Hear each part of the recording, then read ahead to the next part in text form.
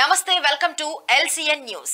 తిరుపతి జిల్లా కోట మండలం చిట్టేడు పంచాయతీ నందు గూడూరు దుగ్గరాజపట్నం R&B రోడ్డు మధ్యలోని డివైడర్ ను తెలియజేయు సూచిక బోర్డు గత 4 ఏళ్లుగా లేకపోవడం వలన డివైడర్ కనిపించక ప్రతిరోజు ఏదో ఒక వాహనం యాక్సిడెంట్ కు గురై అనేక మంది గాయపడిన ఎన్నో సంఘటనలు చూస్తున్నప్పటికీ ఎవ్వరూ అధికారులకు ఫిర్యాదు చేయకపోవడం, అంతేకాక ప్రతిరోజు అధికారులు ప్రజాప్రతినిధులు ఈ రహదారిపై అనేక మార్లు తిరుగుతున్నప్పటికీ ఏ ఒక్కరూ స్పందించకపోవడం బాధాకరమనే చెప్పాలి.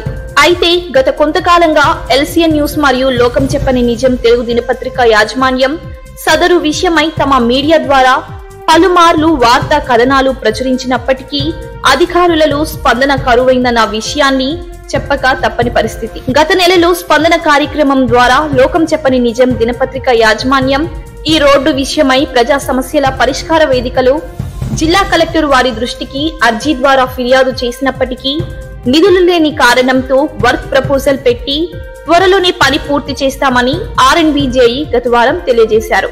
సదరు విషయమై గత 2 రోజుల క్రితం చిట్టేడు గ్రామ స్థానికుడైన చంద్రగిరి రమణయ్యతో లోకం చెప్పని నిజం తెలుగు దినపత్రిక సంపాదకులు షేక్ రఫీ చర్చించగా డివైడర్ సూచికను తెలియజేయు బోర్డును స్పాన్సర్ చేశారు.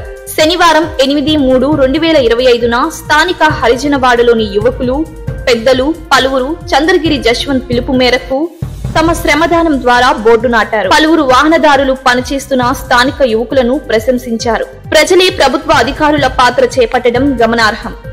ఈ కార్యక్రమంలో చంద్రగిరి రమణయ్య, మాజీ సర్పంచ్ చంద్రగిరి శ్రీనివాసులు, చంద్రగిరి జశ్వంత్, బలరామయ్య, వెంకటేశ్వర్లు, చిన్న వెంకట రమణయ్య, మనోజ్, హర్ష, శ్రీను, షేక్ లాహూర్ తదితరులు పాల్గొన్నారు.